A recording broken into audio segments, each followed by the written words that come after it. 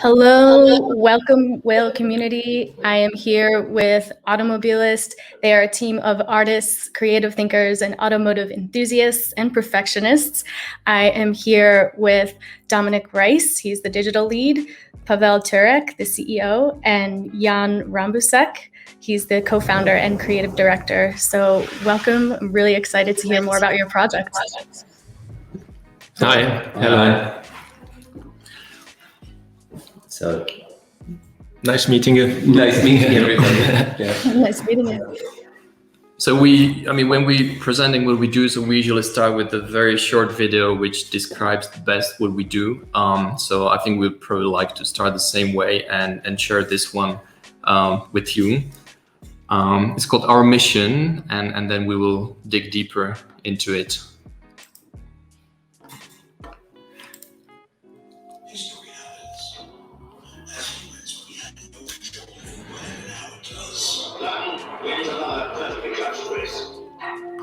We can just do our best to record it as accurately as possible, using the technologies available to us at the given time. Unfortunately, the limits of those technologies were not able to capture the true magnitude of the events themselves, leaving us with the memories that reflect the media on which they were recorded. History didn't happen in gray, black, and white, and it doesn't deserve to be remembered that way by future generations. If we have anything to do with it, it won't be.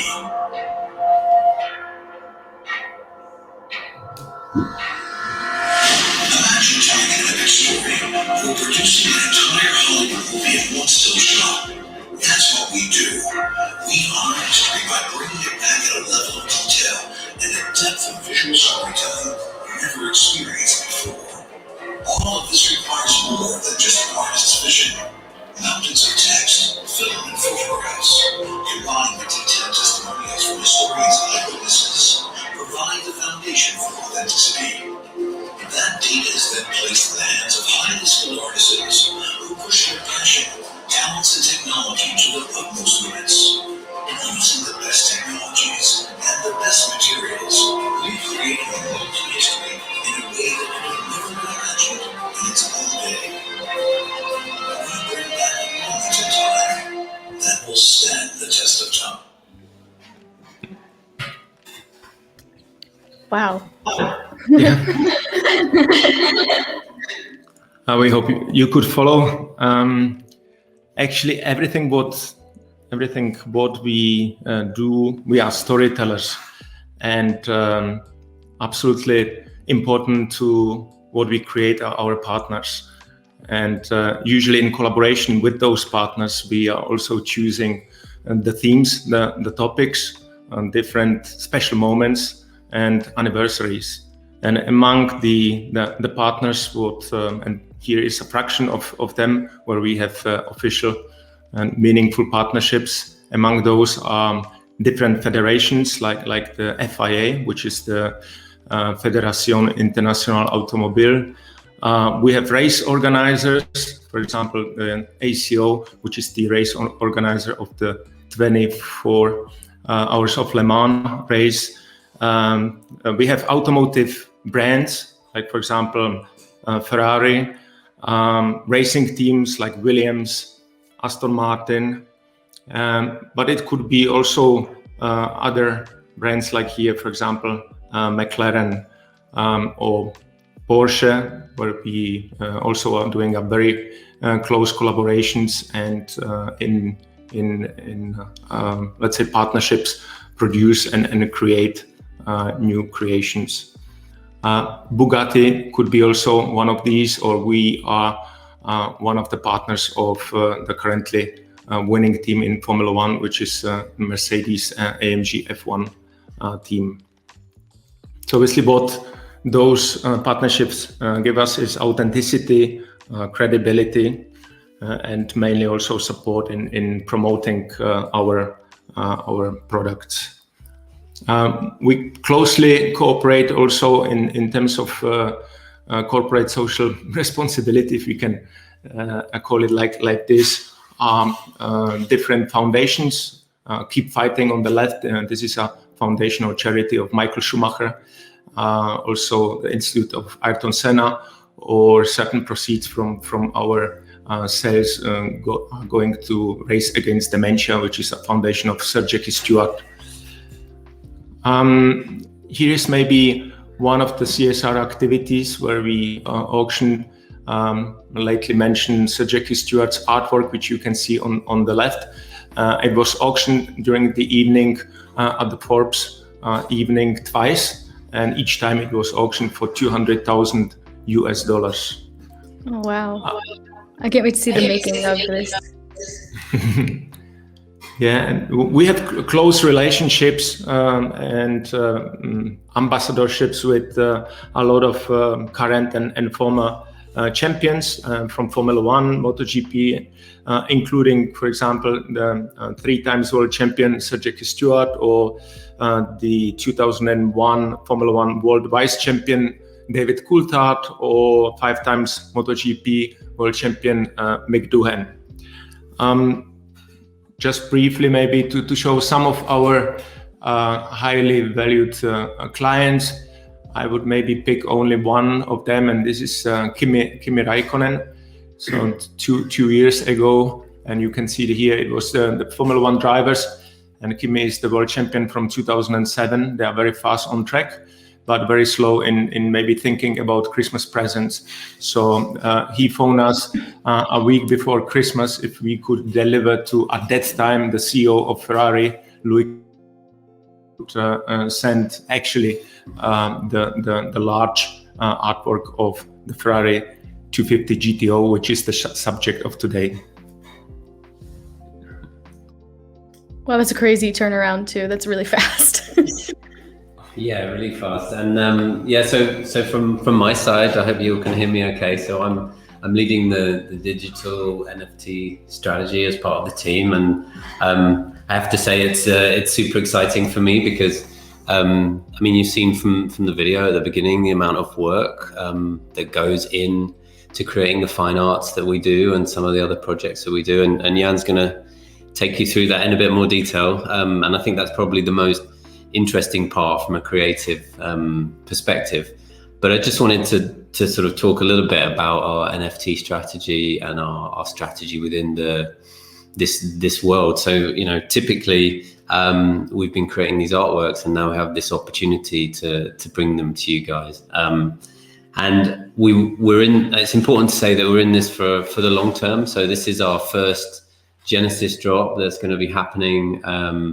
I think the auction starts in about 4 or 5 hours on Super Rare. It's a one-of-one piece of this GTO during the Targa Florio, which was driven by a Swedish driver at the time. That's why it's blue and yellow, but Jan will tell you a bit more about that. And this is just some examples of how we want to get involved with our strategy and with the community moving forward. So, for example, right now, if you go to Decentraland, you can see this, and it links to Super Rare Gallery. On the next slide, we are selling one-of-ones. These fine arts, they take thousands of hours to put together. But that being said, we also appreciate that we want everyone to have a little piece of it, be able to access the art, and so we're creating various different editions as well. So you'll see those coming soon, using 3D, using video movement, using sound, etc. So they'll be hopefully super interesting for everybody, and wide range of editions coming soon. So keep an eye out for that. This is an example of a 3D rotating edition, which we will show you now. I think no, we don't have it up, but it's okay. You'll be able to see it soon. It's coming soon. And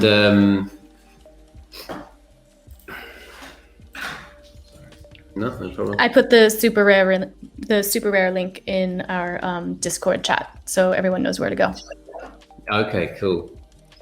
And so this is an example of just one of the editions that will come out of this drop. So we'll have the one-of-one auction, of course, but then there'll be editions like this, which just bring the whole thing to life, and means everyone can own a little piece of the artwork going forwards. I want this actual car. Yeah, it's a cool car, huh? Okay, and thanks for that. And then just moving on from that, you know, we've done a lot with different wearables. So obviously in the metaverse, we want to be more and more involved in that. And what's exciting with what we're doing is that there's a lot of opportunities for us to bring authentic wearables to you guys. So we're kind of excited about that. And I'm looking forward to bumping into somebody in Decentraland wearing a Ayrton Senna helmet that we created and minted on an NFC. So yeah, loads of exciting stuff to come from us. Yeah, hopefully, yeah, this is just the start. So cool. So I guess it's up to me now. So I would like to speak a little bit more about the very special one-of-one edition that I think, in my opinion, was probably the best piece we've ever done so far. So this is the picture, and I would just guide you very quickly through the entire creation process. I mean, it looks like a picture. It could be done over the week, but it really takes like 3 to 6 months for a team of artists to create that. I would just like to explain why it takes so long and why is it so complicated, and also why we go through this difficult way. So basically, the entire concept when we started back in 2012 was somehow to bring the history back to life, because especially when you have, like, you know, this is from 60s, or if we go pre-war racing, so you only have a couple of black and white pictures. It's usually not in a very good quality. There are no pictures at all, etc. So we basically decided to take this challenge to bring it back to life and really to recreate it in a way that, like, you would have to capture this moment with today's technology. And so this one, it goes to Targa Florio back to 1964. The actual race was quite a famous race in Europe, in Italy, specifically on Sicily. As you can see on the map on left, so this was a circuit. It was around 80 kilometers long. It went through the city called Cerda. This is actually the red Ferrari that's a picture from, I think, a year after, but it's on the same street. The car we picked, it was a Ferrari 250 GTO, which probably some of you will recognize as one of the most expensive, or actually the most expensive car on the planet. They only built 39 of those, and not all of them are still existent. And this was the only one that was produced in a blue color, as Dominic mentioned earlier, because it was driven by the Swedish driver, which is the guy on the left with the beard, called Ulf Norinder, and his co-driver was called Pico Trauberg. He actually wrote us a message, I think a year ago, that he found the picture, and he was very, very excited about it and sent us a very nice letter. And yeah, so this was the car. Then usually when we start working on a project, so we start with the concepts. So we try different angles, different compositions, different ideas. So this was the very first picture that was created before we started working on this picture. We really didn't have anything specific in mind, but this is how it all started. And then we started developing it further. So we added location, and we started playing with the people because it was in Italy. So, you know, everyone knows Italian. So we wanted to get this this feel in there a little bit as well. And this was roughly the sketch that we were after. Then after that, so for this picture, so we flew to Italy, to the actual racetrack. I mean, it's still there. You can pretty much go along the entire track. It's like a road. So we rented a car and we spent, I think, 2 or 3 days in Italy, just driving around the track and looking for different locations. This was actually part of the location, which is, I think, quite typical also for the race back then. I think they canceled the race a couple of years after that because there was a lot of accidents with sheep and cows and everything. So it's still happening. And actually, I think when we were there, so it was just a couple of days after an earthquake. So even like the road was completely damaged in some parts and so on. So it's really wild. So we drove through the Sicily a couple of times. This is actually very close to Cerda. I think it's right in front of the Cerda, which is still the original pit stops for Targa Florio. So it's still in there, not being used anymore, but you can still visit. And this is how the city looks now. Actually, the good thing about Italy, especially the more south you go, so the good thing is that it really hasn't changed much since '60s. So if you remove the car, you're pretty back in the past, and we didn't have to like completely rebuild the location or anything like that. So we took hundreds of pictures over there, and this was actually another thing. Since we will be creating a 3D car, so we used we took a 360 picture from the location as well, which is later used for reflections and lighting the scene in the car. So all the reflections that you see in the actual car in the final picture are actually the real reflections from the location and the buildings and everything. Then we got back and we started building the car. It usually takes like 1 or 2 months to build like a proper car. It really depends on the complexity of the car, on the state of the car, or how many cars we're using in the pictures and so on. For this one, actually, I have a short video which describes it a little bit more, which I will try to play. And that's the McLaren. So it always starts with the blueprints or like some original plans and the period photographs. That's the basic reference for us. And then we build a car based on that. In some of the cases, we are also able to do a 3D scan of the actual car, which is then used as a reference for modeling the car, and we just rebuild the car anyway. This is a project we did with McLaren and a James Hunt from 1976. So then once we have the 3D model, so we have to recreate all the textures and logos and everything, which is then placed on top of the car. And once we do that, so we also do a lot of weathering and damage, which I think is also one of the very unique things, because even if you have an access to these cars, so they are usually like over-restored, like in brand new cars. So we really want to show the cars in the state that they were back then, with all the damage and dirt and just, properly raised and damaged. Then once we have it, so you obviously do the final rendering and computing, and you get the final picture. So this really is a process for about 2 months roughly, just for the car itself. And wow. It's amazing.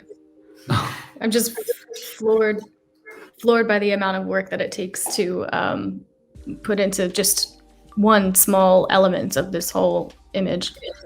I think the main reason also the resolution, because then if you have a really large picture, so you can see every single dent on a car or every single screw. What's interesting about this car, for example, if you look at the car now, so if you see the 3 holes at the nose of the car, so they are on most of the cars, they are all the same size, but this one it had actually the middle one a little bit bigger. and then I think the owner of the car crashed the car a couple of years ago and let it restored, and they put it back into the original condition. But so even if we would have an access to the car and we would shoot the real car, it would look completely different than the way the car looked in 60s during the race. So yeah, that's the main reason we've seen that one. And then in case we have some of the people, so I usually prefer to shoot the people in studio. So we do like if you have like a proper movie shot, so it's pretty much the same process. So we went through the casting. We're gathering the costumes from that period. So in this case, we're trying to search for the people that look at least a little bit Italian, and actually two of them were very Italian. And then we got all the shirts and all the costumes and props and old cameras and old watches and everything from that era, from 60s. And we shoot the people. And then we get to the final phase. So we have all the single elements. So we have the location, we have the car, we have the people, and we have to combine it together. So I have a little breakdown here, which shows the process. And then so we just combine everything together, and it creates the final picture. And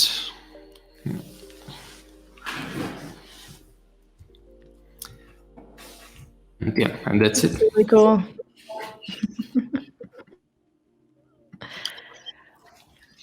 So what do we have next? Yeah. Q&A. Yeah. We can play the.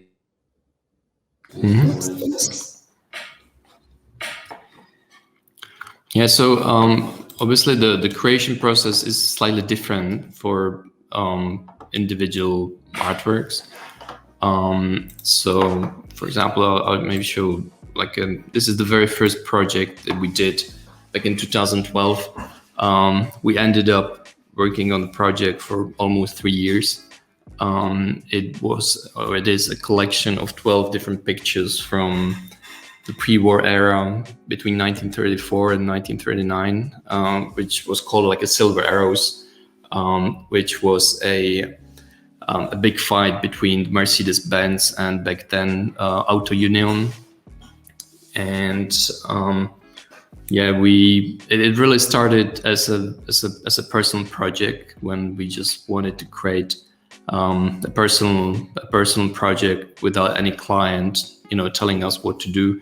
And we came across this topic of the pre-war racing, which was very, very interesting. And as I mentioned earlier, there was really just a couple of black and white pictures. So we really wanted to bring it back to life in color and in a super big resolution with all of the details and everything, and also bring back the stories that haven't been captured.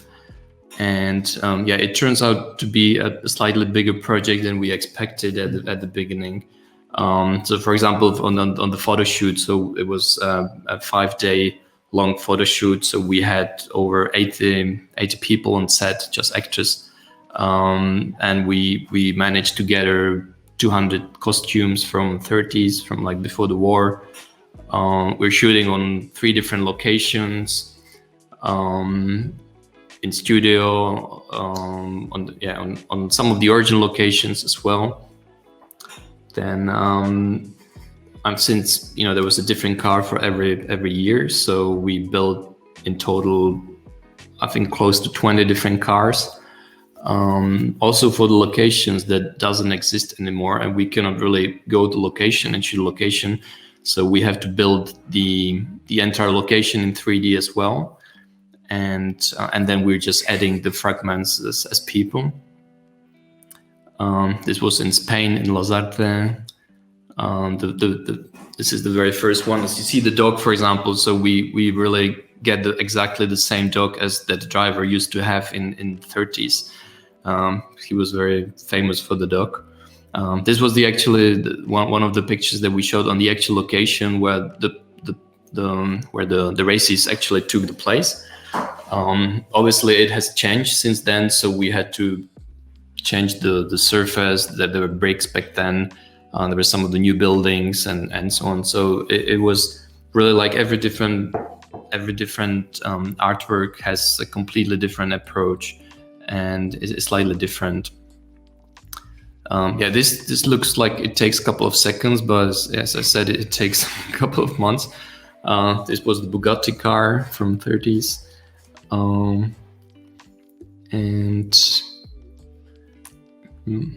Yeah, I mean, it's an incredible amount of work. I mean, when I was first introduced to the project, I was just astounded. And I think what's kind of exciting is that not only do we have some fantastic partnerships which that go alongside this artistic integrity and the amount of work that's put into it, it's just incredible. And the guys are constantly working. You know, there's new projects being worked on all the time, and you'll see more stuff, and they're always pushing the boundaries in terms of what could be done and the ideas behind it and the story. And so there's always just such a depth to what the guys in the studio do, you know, and what everyone puts together as a team. It's really impressive. So this was the collection of all 12, and I have a few more shots here, because actually it was the way how it started. There was a Goodwood event which is happening in UK. It's called Festival of Speed. It's usually in June, not this year, maybe next one, or actually it was postponed. So we send it over to it's not in here. Yeah, so we send it over to the owner of the event, called Lord March. So he quite liked the idea of having the exhibition. So we brought like real large scale exhibition to Goodwood in 2014, I believe. And there's usually around 500,000 people coming there over the weekend. So some of them like the pictures that we did. And I think there was the breaking point where we decided that we would just stop doing everything else and just start doing the old cars. And that's where it all started. Mm-hmm. Wow, it's wild. It's really impressive, the team you have. Also thinking about everything being historically accurate, the staging, thinking about framing every single part of it and getting the lighting correct. There's just so much to it. And I don't think people realize, that this is like months and months of work. Yeah, we're also trying to integrate the drivers or whoever or relatives or the manufacturers into the process. So, for example, this is a good example. It was a project that we did with McLaren and Art and Senna Institution. So you cannot see it from here, but we're able to get Bruno Senna, which is the nephew of Arten. So he came over to our studio and we showed his eyes. So if you look at the picture closely, so the eyes in the helmets is actually a real photograph of his nephew, and he looks pretty similar.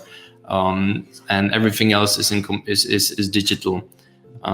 So it was also it's a nice touch. The same thing we did for the James Hunt. This one, so also it was a son of James Hunt, Freddie.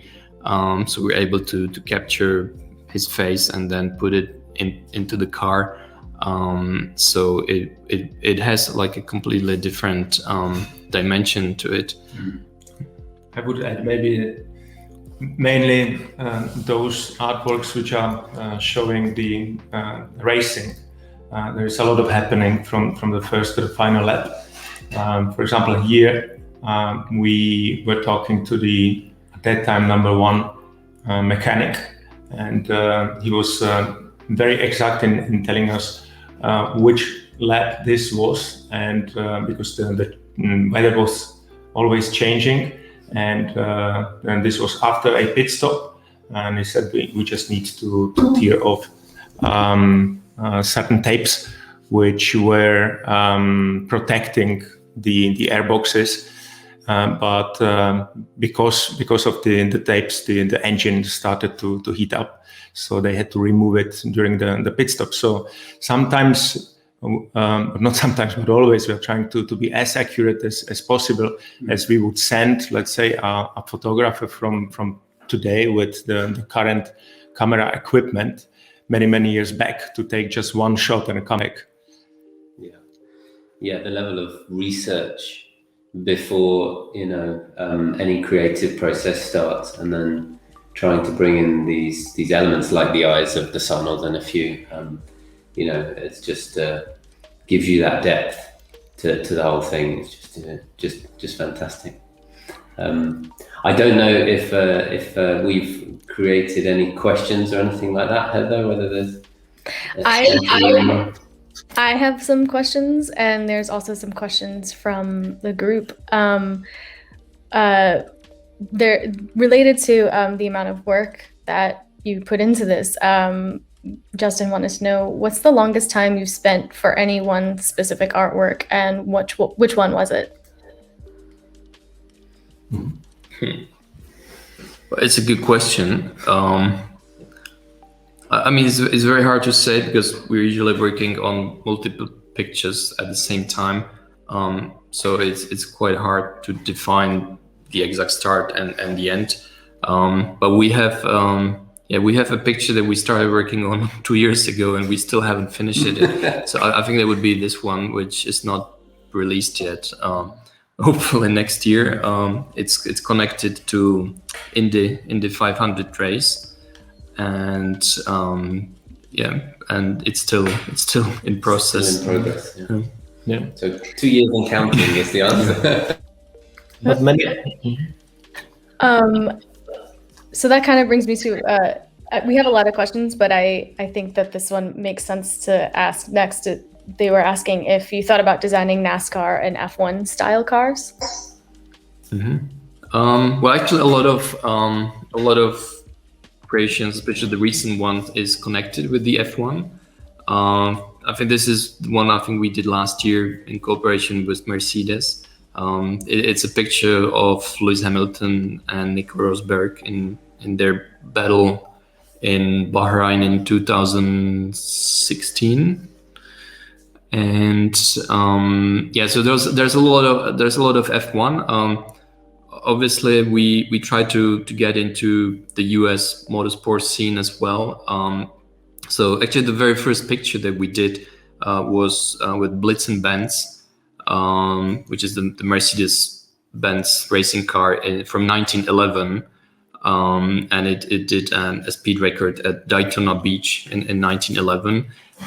So there's a couple of fragments from the US scene as well, but we haven't done anything with NASCAR yet. But I think that on the wish list is definitely IndyCar and Indy 500, and then also maybe some initial contacts with Jacques Villeneuve or a possible project with Juan Pablo Montoya. And like from my perspective, we have a lot of fantastic relationships with a lot of the current F1 teams, not just Mercedes. And without giving or saying anything I can't say, we're having positive conversations, let's say. So I hope that in the future you'll see some projects from us in the NFT space, in the digital space around that. So stay tuned. That's really exciting. And is there a specific car that you want to make that you haven't been able to or allowed to yet? You mean in general, or? Yeah, like in general. I guess if you have like secret projects that you can't reveal yet, then they'll just have to remain secrets. But they were just curious if there's anything that you have like a dream car that you haven't touched yet. Well, I mean, for me personally, since it all started as this passion with the car, so everything that we did was very much related to the cars I liked. So I think from that list, I checked like most of them. Thinking if there would be anything. I mean, we really haven't done much with the the rally cars. We started working more closely with the WRC recently, so I hope there will be more coming out with the WRC, and maybe some Group B rally cars could be cool to see. So this could be definitely one of the direction as well. Mm-hmm. And, yeah, but I mean, there's so many cool cars. It's Yeah, the possibilities are endless. We have another question kind of related to that is, have you recreated any cars that you've previously owned or repeatedly drove? And they also want to know, what is your favorite era of cars? Well, I mean, since most of these cars starting at $10 million above, so I unfortunately I haven't owned any of those. But when we started working on the Silver Arrows cars, so we were lucky to meet the owners of some of the cars, and I got a chance to drive the Bugatti D35, which is actually this car. It was not yellow though; it was blue, but still it was cool. And cool. Yeah, it was in an old factory, so we could just drive it around. And actually, the owner, he was like, I mean, usually when you own such cars, so you're very protective, and you don't want anyone to even look at it or touch it. But this owner, he was really he was actually shouting at me that I'm driving too slow and I should drive faster, because when you steer it, so you have to drift basically, and I was just going too slow, so I couldn't steer properly. So it was very much probably for me the best experience driving some of these cars. I had a chance to drive a proper Formula One car, which was the Renault 10-cylinder, so with a proper engine, and it was on a Paul Ricard circuit organized directly by the Renault F1 team. It was very, very good. Yeah, the Paul Ricard is a track where you cannot when you cannot crash. So. Oh no. There's tarmac everywhere, so you can get back on track anytime. That sounds like where I should drive if I ever get a chance. Yeah. And what is your favorite era of cars? Should I start? I think I would say it's really difficult question. I would say it would be either like 30s, right before the war, or then 60s. And it's not only about the cars. I think it has a lot to do with the era itself, and the way how everything looked, how people dressed, how the advertising looked back then. And I think it just all worked nicely together. And I mean, if I could really just go back, it would be one of these eras, because like as a visual person, I think it just, I mean, if you just go back there, so it just works together. But now if you get on the street, so it's it's madness. So it just doesn't work together. So I think it was really like visually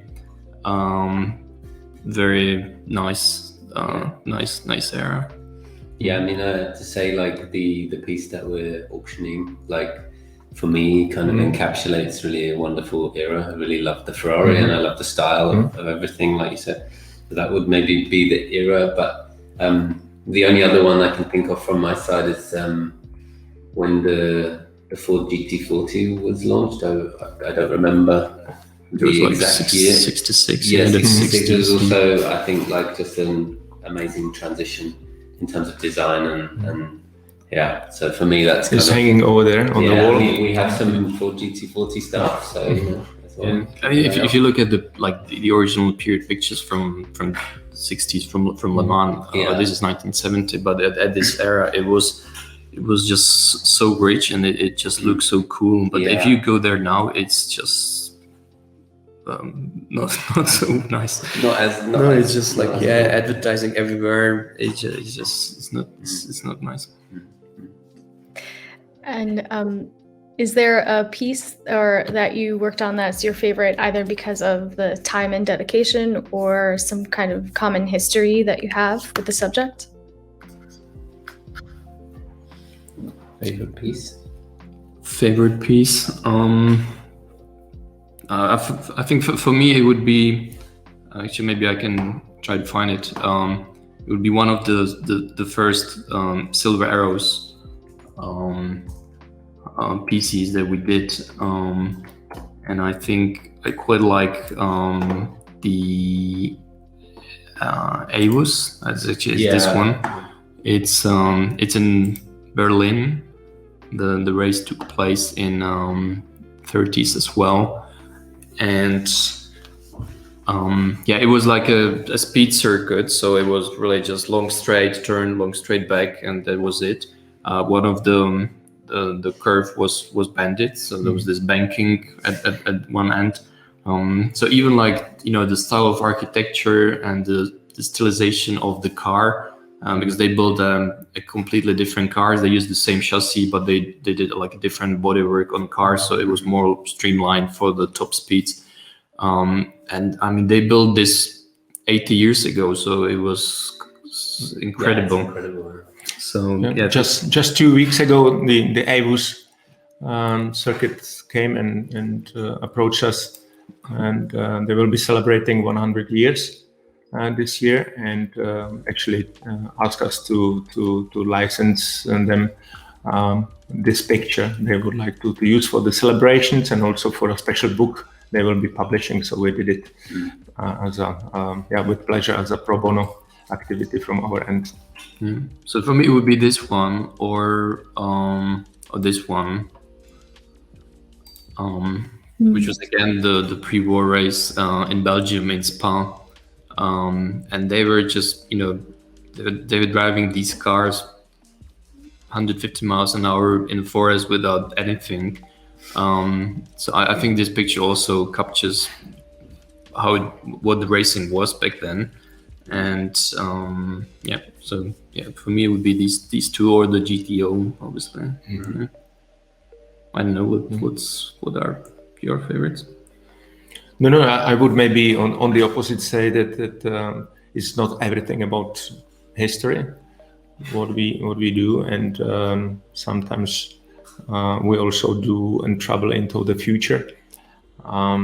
We had a beautiful project where we were approached by Porsche, and they wanted to feature the three most iconic cars and their Formula E car in the current in the original locations, and then also to project it into future.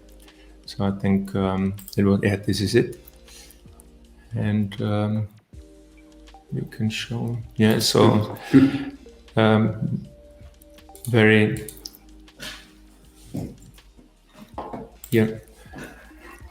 Very traditional and iconic cars racing also in the future, and then on the moon or on Mars or on that would be cool. Mm-hmm. Yeah, that's a classic. Yeah.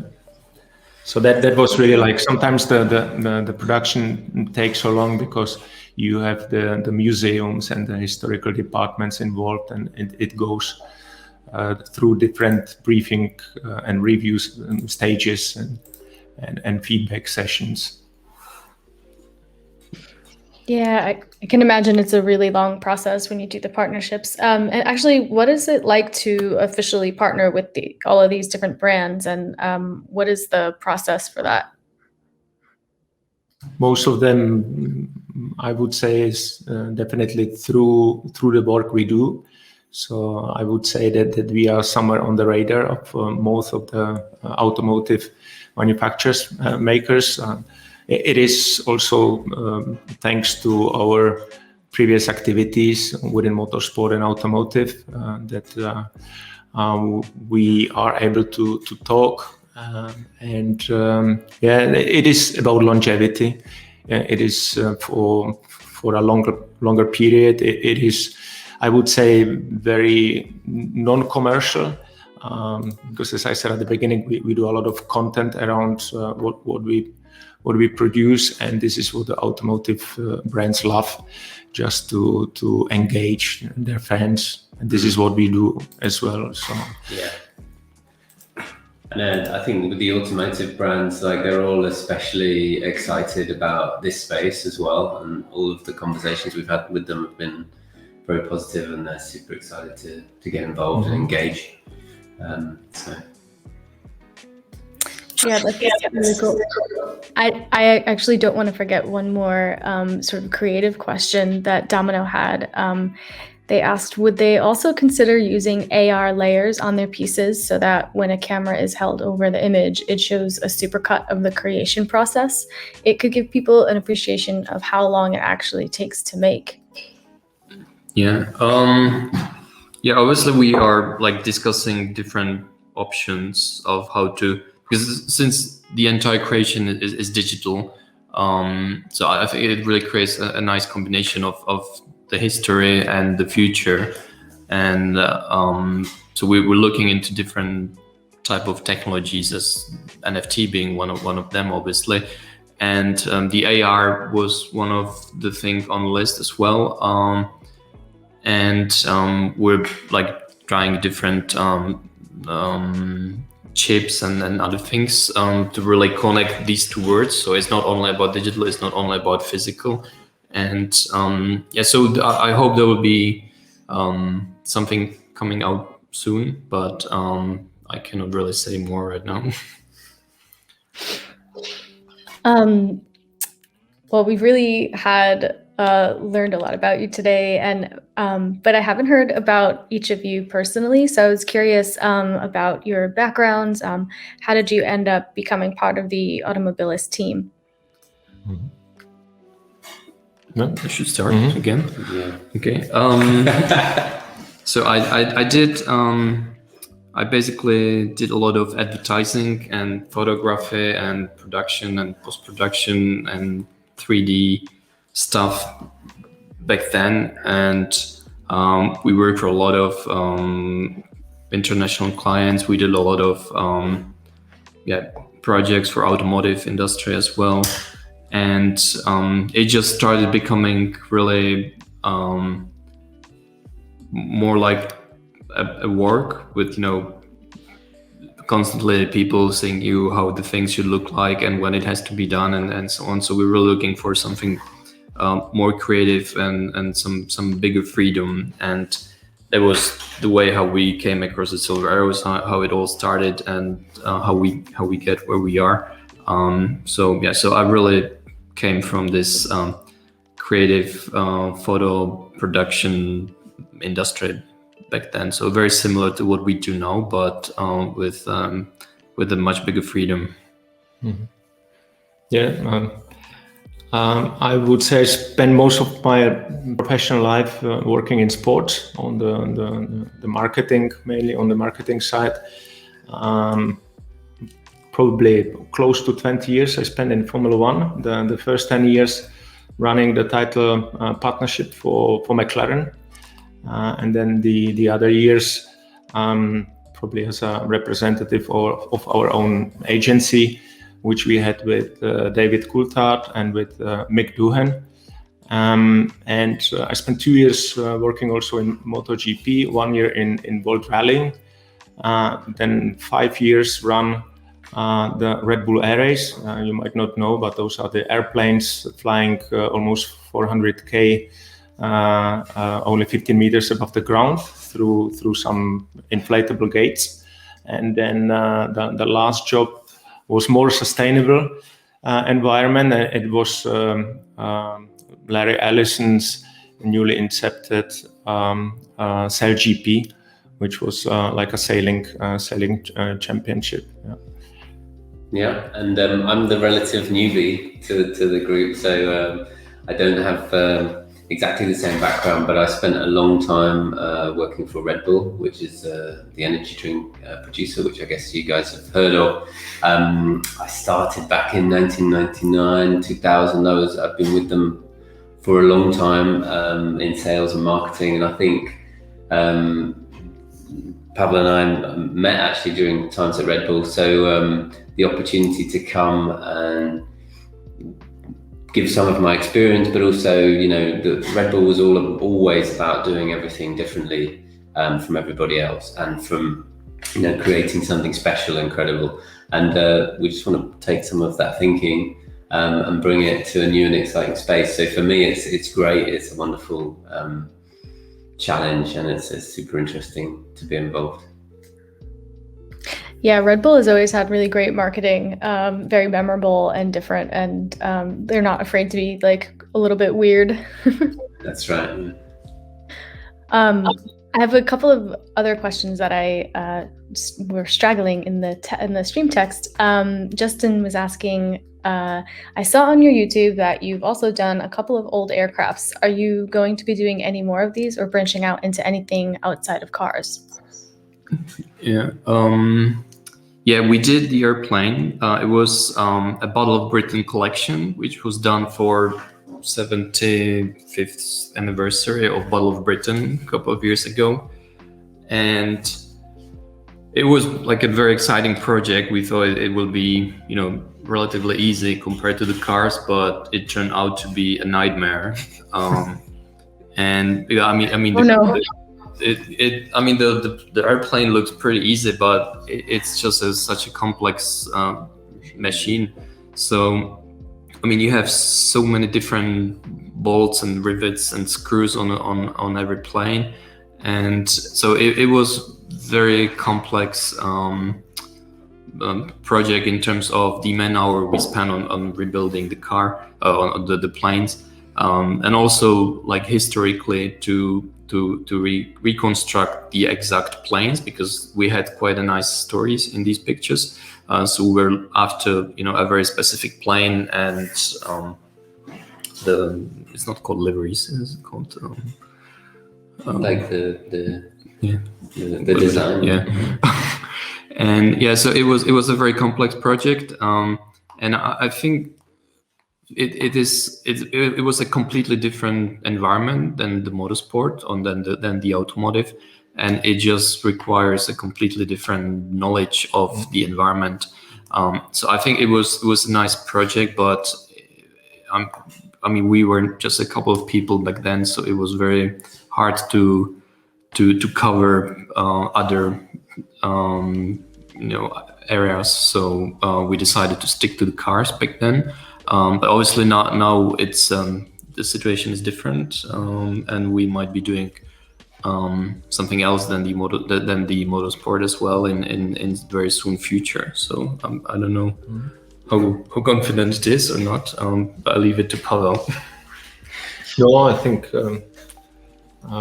automotive and motorsport, there are so many great moments in the history which were not properly captured on camera, and many people would like to know and see how it was then. And as the previous question, I think that the best is we do everything in 3D digital. The best would be just if you had your goggles and you could insert your mobile phone and enter a scene, like for example from motorsport, Niki Lauda's crash at Nürburgring, and you could go around the car and inspect and see and so on. I think this would be absolutely brilliant. Yeah, this moment frozen in time and be able to walk around it, and that'd be great.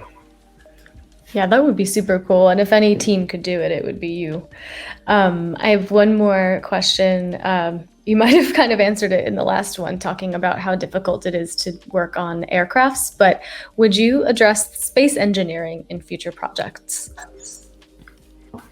Space engineering. Yeah. It's actually, well, we did one project 2 years ago, last year. It was the 50th anniversary of landing on the moon. So we did with just a very small edition of a few 50. Yeah, of 50 50 prints for just marking. A small edition.